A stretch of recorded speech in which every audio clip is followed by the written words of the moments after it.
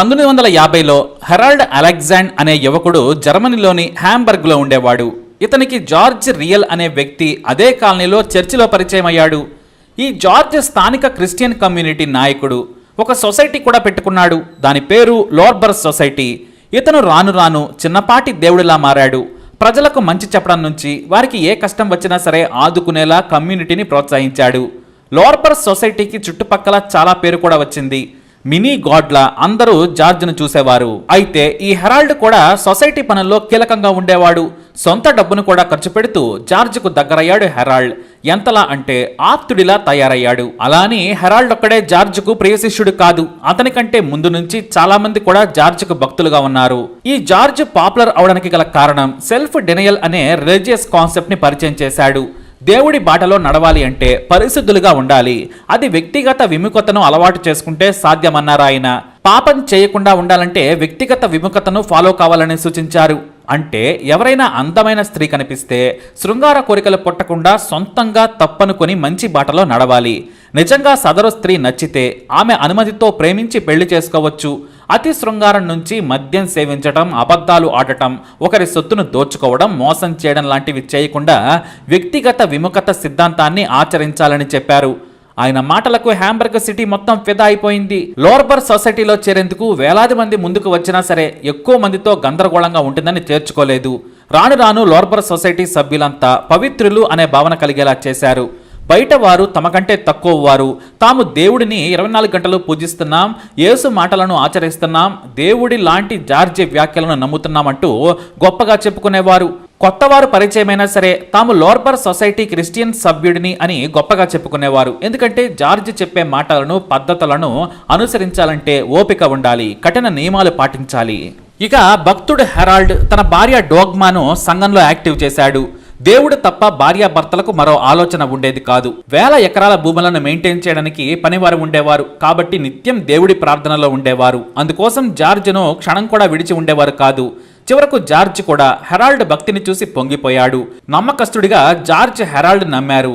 తాను నాయకుడిగా, సొసైటీ పెద్దగా, మత పెద్దగా ఉన్నా కూడా హెరాల్డ్లో ఉన్న అంకిత భావం లేదేమోనని అందరి ముందు చెప్పేవారు. ఆ సమయంలో నవ్వుతూ హెరాల్డ్ అతని భార్య డోగ్మాలు అందరికీ నమస్కారం చేస్తూ తలదించుకునేవారు. అలా అలా 10 ఏళ్లు గడిచిపోయింది. ఇంతలో జార్జ్ అనారోగ్యం పాలయ్యాడు. దాదాపు వారం రోజుల పాటు జార్జ్ మంచం మీద నుంచి లేవలేదు. కానీ ఓ రోజున హెరాల్డ్ ఆవేశంగా జార్జ్ గది నుంచి బయటకు వచ్చాడు. నన్ను జార్జ్ లోర్బర్ సొసైటీ నాయకుడిగా ఉండమని చెప్పారు. ఇదిగో 300 ఏళ్ల నుంచి తన పూర్వీకులు ఇచ్చిన బంగారు వర్ణంతో చేసిన క్రీస్తు దండ అని అందరికీ చూపించాడు. ఓవైపు ఏడుస్తూ నవ్వుతూ చెబుతున్నాడు హెరాల్డ్. అతని మాటలు విని అదే నిజమైతే జార్జ్ చివరి కోరికను మన్నించమని కోరి దూరంగా నిలబడి మొక్కింది అతని భార్య డోగ్మా. ఇక కొంతమంది చుట్టూ వారి మాటలను వింటూ ఉన్నారు. ఆ పక్క ఉన్న వారు కూడా మీకంటే మంచి నాయకుడు మాకు దొరకరు, దేవుడు తప్ప మీకు మరో ఆలోచన లేదు, మీరే నమ్మకమైన వారు, పరిశుద్ధ మనస్సు కలవారంటూ పొగిడారు. ఇక జార్జితో చివరిసారిగా మాట్లాడాలని కొంతమంది సొసైటీ సభ్యులు గదిలోకి వెళ్లేసరికి జార్జి చనిపోయి ఉన్నాడు. దీంతో నిజంగానే జార్జ్ తన శిష్యుడు హెరాల్డ్ను తదుపరి నాయకుడిగా ప్రకటించాడా లేదా అనేది ఎవ్వరికీ తెలియదు. అసలు జార్జ్ చివరి మాటలను విన్నవారెవరూ కూడా లేరు. ఆ రోజు ఉదయం నుంచి హెరాల్డ్ మాత్రమే ఆ గదిలో ఉన్నాడు. ఇక హెరాల్డ్ను ఎవరూ అనుమానించలేదు. అతను సొంత ఆస్తిని కూడా వదులుకొని సొసైటీ కోసం, గురువు కోసం కష్టపడుతున్నాడు. అతని భార్య డోగ్మాతో పాటు 3 కూతుళ్లు కూడా దేవుడి మార్గంలోనే ఉన్నారని నమ్మారు. చివరకు హెరాల్డ్ అలెగ్జాండర్ తదుపరి రిలీజియన్ లీడర్ అయిపోయాడు.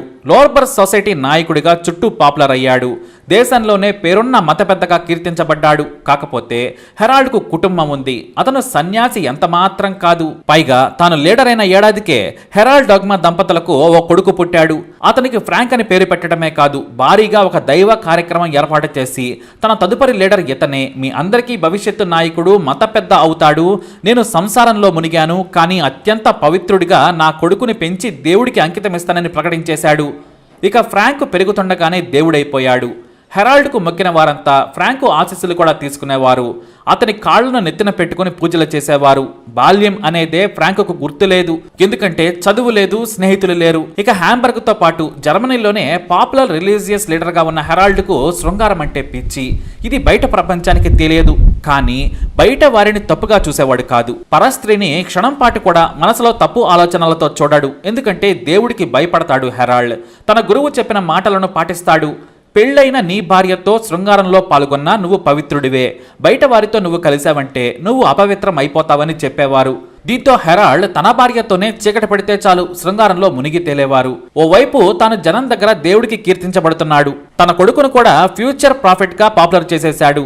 ఆ తర్వాత కూడా ఏడాదికి ఒకరిని పిల్లలను కంటూ వచ్చాడు. కొడుకు తర్వాత హెరాల్డ్ డొగ్మా దంపతులకు 3 ఆడపిల్లలు పుట్టారు. అందులో 2 ట్విన్స్. పెద్ద కూతురు పేరు మెరీనా, ట్విన్స్ లో పెద్ద కూతురు పెట్రా, చివరి కూతురు సెబీనా. అయితే లీడర్గా దాదాపు 20 ఏళ్లు పాపులర్ అయ్యాడు హెరాల్డ్.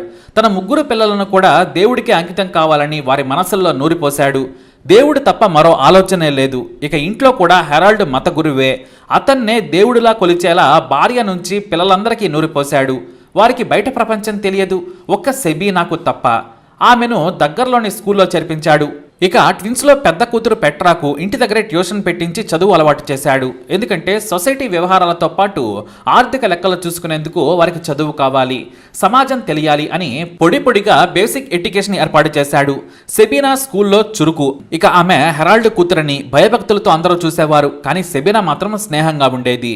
ఇక ఇంట్లో డోగ్మాకు భర్త మాటే శిరోధార్యం. పిల్లలు కూడా తండ్రి మాటను జవదాటరు. ఇక హెరాల్డ్ 4 పిల్లలు యుక్త వయసుకు వచ్చేశారు. కొడుకు ఫ్రాంక్కు 24 ఏళ్ల వయసు వచ్చింది. అయితే అతను తన భక్తులను తప్పుగా చూసేవాడు. ఏకాంతంగా మాట్లాడుకుందామని వారితో కబుర్లు చెప్పేవాడు. వారితో తప్పుగా ప్రవర్తించకపోయినా సరే అందమైన అమ్మాయిలను చుట్టూ ఉంచుకొని వారిని భక్తులుగా చూస్తూనే ఆనందించేవాడు. ఈ విషయాన్ని తండ్రి గమనించి ఓ రోజు రాత్రి దైవ ప్రార్థన చేశాడు. ఫ్రాంక్ మనకు దేవుడితో సమానం. నా తర్వాత అతనే ఈ దేశంలో గొప్ప మత ప్రవక్త అవుతాడు. అతను బయట వారితో శృంగారం నెరిపితే అపవిత్రుడవుతాడు. మనం తప్ప మిగతా వారంతా అపవిత్రులు. ఇంకా చెప్పాలంటే పాపాలు చేసే రాక్షసులు. అలాంటి వారితో సెక్స్ చేయకూడదు.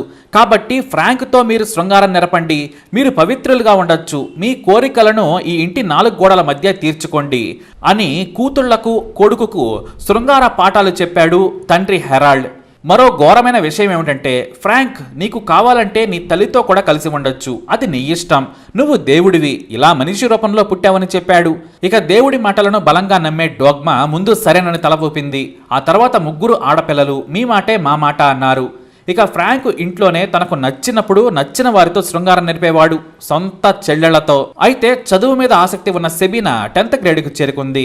తమ స్కూల్లో తన వయసు పిల్లలు శృంగారం గురించి మాట్లాడుకోవడమే కాదు, కొంతమంది ఆమె స్నేహితులు క్లాస్మేట్స్ ను రహస్యంగా కలుసుకునేవారు. సెబీనా అందాన్ని చూసి కొంతమంది కొంటె కుర్రాళ్లు పట్టుకుని శృంగారానికి ఒత్తిడి చేశారు. నేను అపవిత్రం కానని చెప్పింది. ఓ రోజు ఆమె స్నేహితురాలు బలవంతంగా నీ కోరికలను అణుచుకోవద్దు, నీ ఇష్టం, కాకపోతే క్లాస్లోనే అందగాడు నీ కోసం తపిస్తున్నాడని రెచ్చగొట్టింది. ఆ క్రమంలో తాను తన అన్న ఫ్రాంక్తో తప్ప ఎవరితోనూ శృంగారంలో పాల్గొనను, నేను మా అన్న ఒకే బెడ్పై ఎంజాయ్ చేస్తామని చెప్పింది. ఇది కాస్త మొదట రూమర్స్గా టౌన్లో వినిపించింది.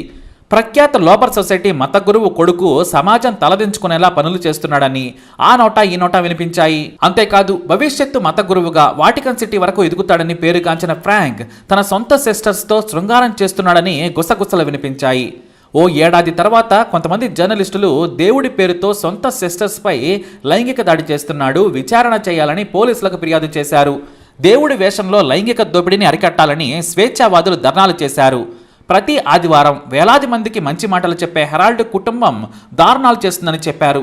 దీంతో పోలీసులు విచారణ చేసినా అలాంటిదేమీ లేదని డోగ్మాతో పాటు ఆ 3 యువతులు కూడా పోలీసులకు చెప్పారు. కానీ మరుసటి రోజు వైద్య పరీక్షలు చేయిస్తామని ఉన్నతాధికారులు తెలిపారు. అయితే ఆ 1000 ఎకరాల భూములు, ప్యాలెస్లను అంతా వదిలేసి ఉన్న సొమ్ముతో కుటుంబంతో సహా పారిపోయాడు. వెళుతూ లోపర్ సొసైటీకి ఓ లేఖ రాశాడు హెరాల్డ్. మీరు కొత్త లీడర్ను ఎన్నుకోండి, రూమర్స్ వచ్చిన చోట, పవిత్రత పోయే చోట తాను ఉండను, మీలోనే మంచి నాయకుడిని మత గురువుగా ఎన్నుకోమని చెప్పారు హెరాల్డ్. తాను స్పెయిన్లోని శాంటాక్రూజ్ ఐలాండ్లో ఫ్యామిలీతో సెటిల్ అయిపోయాడు. కానీ దైవ పిచ్చి మాత్రం వదిలించుకోలేదు. డిసెంబర్ 22, 1970 రాత్రి భోజనం తర్వాత ప్రార్థన చేయించాడు హెరాల్డ్. అందరూ దేవుడి ముందు ప్రార్థన చేశారు. ఇక దేవుడు పిలుస్తున్నాడు, మీరు పవిత్రులుగానే స్వర్గానికి వెళ్ళండి. కిల్లింగ్ అవర్ మొదలైంది. దైవ సమానుడు ఫ్రాంక్ ఈ కార్యక్రమం చేపడతాడని చెప్పాడు హెరాల్డ్. డోగ్మా, పెట్రా, మెరీనా, సెబీనాలు సరేనన్నారు. అంటే వరుసగా వీరిని చంపేస్తాడన్నమాట. మొదట ఫ్రాంక్ సుత్తితో తన తల్లిని మోదీ చంపటం మొదలుపెట్టాడు. పక్కనే ఉన్న పియానోపై దేవుడి పాటలు పాడుతూ ఆనందంగా పరవశించిపోతున్నాడు హెరాల్డ్. మొదట తల్లిని చంపాడు, ఆ తరువాత తన పెద్ద సోదరి మెరీరాను, ఆ తర్వాత పెట్రాను చంపేశాడు. ఇల్లంతా రక్తసిక్తమైంది. అయితే ఆ ఇంట్లో నుంచి కేకలు వినిపించడంతో పక్కింటి వ్యక్తి వచ్చి తలుపులు బాదాడు.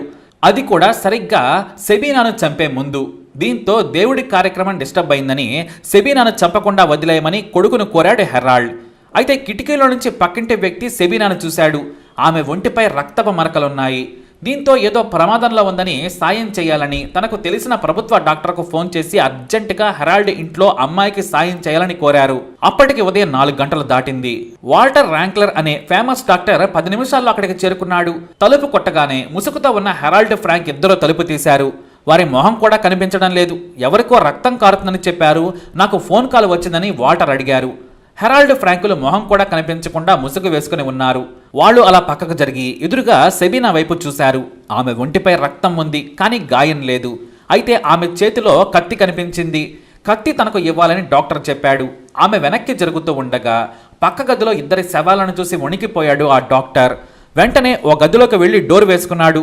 అదృష్టవశాత్తు ఆ గదిలో ఫోన్ ఉంది. పోలీసులకు ఫోన్ చేసి తొందరగా వచ్చి కాపాడాలని కోరాడు ఆ డాక్టర్. డాక్టర్ వాల్టర్ అంటే తెలియని వారుండరు. దీంతో పోలీసులు స్పాట్కి పావుగంటలో టీంతో సహా చేరుకున్నారు. ఇంట్లోకి రాగానే ముసుగులో ఉన్న ఫ్రాంక్, హెరాల్డ్లను అరెస్టు చేశారు పోలీసులు.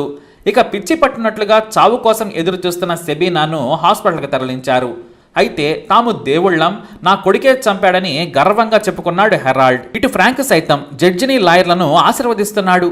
సీన్ అర్థం చేసుకున్న న్యాయమూర్తి వారికి పిచ్చి ఉందని జీవితాంతం మెంటల్ హాస్పిటల్లో ఉంచాలని ఆదేశించారు. తన భార్య, పిల్లలను చంపుకున్నా సరే హెరాల్డ్ ఏమాత్రం పశ్చాత్తాపడలేదు. అదో దైవిక పిచ్చిలో ఉన్నాడని సైకియాట్రిస్టులు తెలిపారు. మరోవైపు మానసిక ఆసుపత్రిలో సెబీనా కోలుకునే వరకు ట్రీట్మెంట్ ఇప్పించారు అధికారులు. ఆ తర్వాత సేవలు చేసే నర్సుల కేంద్రానికి పంపించారు. సెబీనా ఎక్కడ ఉందో ఎవరికీ తెలియదు. అయితే 20 ఏళ్ల తర్వాత అంటే 1990లో పిచ్చాసుపత్రి నుంచి తప్పించుకున్నారు తండ్రి, కొడుకులు. పోలీసులు వెతికినా హెరాల్డ్, ఫ్రాంకులు దొరకలేదు. అయితే అప్పటికే హెరాల్డ్ వృద్ధుడయ్యాడు. ఇతర జబ్బులు కూడా ఉండడంతో మందులు లేకుండా నెలకు మించి బ్రతకలేడని పోలీసులు మీడియాకు తెలియజేశారు. బహుశా జర్మనీకి పారిపోయి ఉండొచ్చని భావించారు. అలా ఒక మత ప్రవక్త జీవితం ఇటు జర్మనీలో అటు స్పెయిన్లోనూ సెన్సేషన్ క్రియేట్ చేసింది. మరి ఇలాంటి ఇన్ఫర్మేషన్ కోసం ఈ వీడియోని లైక్ చేయండి, షేర్ చేయండి, మా ఛానల్ సబ్స్క్రైబ్ చేసుకోండి.